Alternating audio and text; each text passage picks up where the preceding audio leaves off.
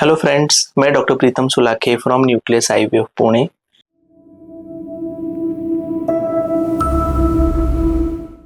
आज हम डिस्कस करेंगे एंटी स्कैन के बारे में। अब एंटी स्कैन एग्जैक्टली क्या होता है, वो कब किया जाता है, क्यों किया जाता है और कैसे किया जाता है, इसके लिए हम थोड़ा सा डिटेल में जानेंगे। एंटी एंटी मतलब क्या? तो it is a nuchal translucency. Nuchal मतलब नेक और ट्रांसलूसेंसी मतलब पारदर्शकता। जो बेबी होता है, बेबी के जो नेक होती है, उस नेक से लेके सॉफ्ट टिश्यू तक जो हमें पारदर्शकता दिखती है उसे हम एंटी कहते हैं। अब ये एंटी मेजरमेंट की हमें जरूरत क्यों पड़ती है? क्योंकि देयर आर सम कंडीशन, कुछ कंडीशंस, जेनेटिक कंडीशंस ऐसी होती है जो बेबी में हम बच्चे के जन्म से पहले प्रिडिक्ट कर सकते हैं, जिसे जेनेटिक प्रॉब्लम्स जैसे कि ट्राइसोमी 21 जिसे हम डाउन सिंड्रोम कहते हैं, ट्राइसोमी 18 जिसे एडवर्ड सिंड्रोम, या फिर ट्राइसोमी 13 जिसे पटाउ सिंड्रोम कहते हैं। तो ये कंडीशंस हम बच्चे के जन्म से पहले हम पेट में डिटेक्ट कर सकते हैं।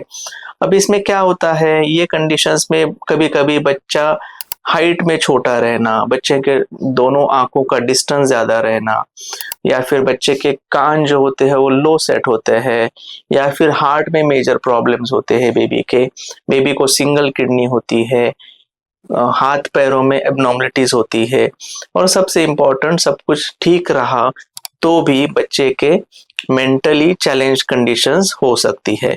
तो ये सारी कंडीशंस हमें बच्चे के जन्म से पहले अगर पता चल गई तो हमें इजी होता है अगले टेस्टिंग करने के लिए। तो उसका एक इम्पोर्टेंट कंपोनेंट होता है एंटी स्कैन।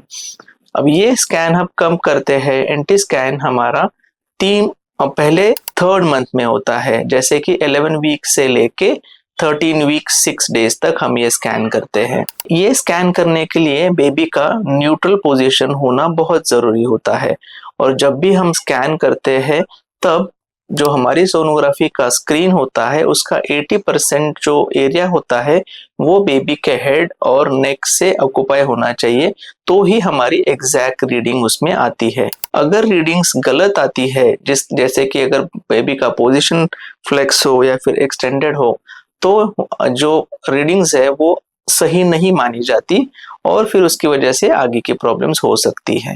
अब हम जानेंगे नॉर्मल वैल्यूज के बारे में। एंटी के नॉर्मल वैल्यू जो है वो 11 वीक्स के अराउंड जो होती है वो 2 मिलीमीटर्स होती है। 12 वीक्स के अराउंड जो होती है वो 2.5 मिलीमीटर से कम होनी चाहिए, और 13 वीक्स के अराउंड वो हमें 3 मिलीमीटर से कम होनी चाहिए। एंटी स्कैन जो होता है वो हमारे डबल मार्कर के साथ में कंबाइन करके एक रिस्क कैलकुलेशन हम कैलकुलेट करते हैं, जिसे हम फर्स्ट ट्राइमेस्टर स्क्रीनिंग कहते हैं।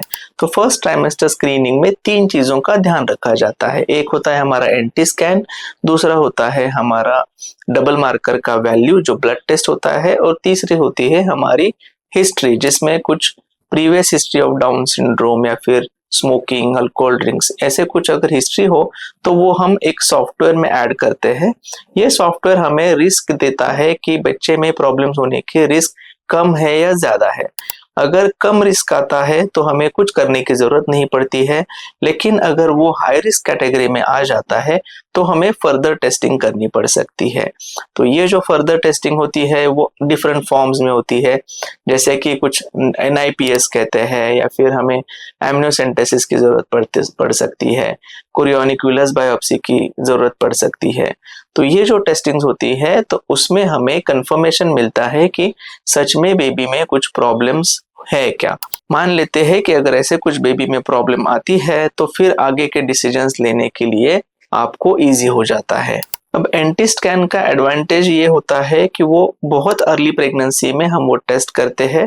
इसकी वजह से अगर एबनॉर्मलिटी आती है तो नेक्स्ट जो टेस्टिंग होती है उनको हम बहुत अर्ली कर सकते हैं या फिर जल्दी कर सकते हैं, और कुछ कंक्लूजन्स को हम जल्दी आ सकते हैं। कुछ पेशेंट्स होते हैं जिनमें कुछ कारण से वो एंटी स्कैन नहीं कर पाते, तो ऐसे केसेस में हम पेशेंट्स को सलाह देते हैं कि अगर उनका एंटी स्कैन मिस हो गया है तो आप 4th मंथ में either you can go for a quadruple marker के लिए जा सकते हैं, या फिर आप NIPS जिसे हम नॉन इन्वेजिव प्रीनेटल टेस्टिंग कहते हैं उसके थ्रू आप जेनेटिक टेस्टिंग आप करा सकते हैं। आई होप आप अंडरस्टैंड कर चुके हो एंटी स्कैन के बारे में।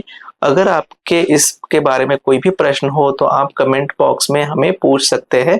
हमारी टीम जितना जल्दी हो सके उसको रिप्लाई करने के लिए ट्राई करेगी। Thank you.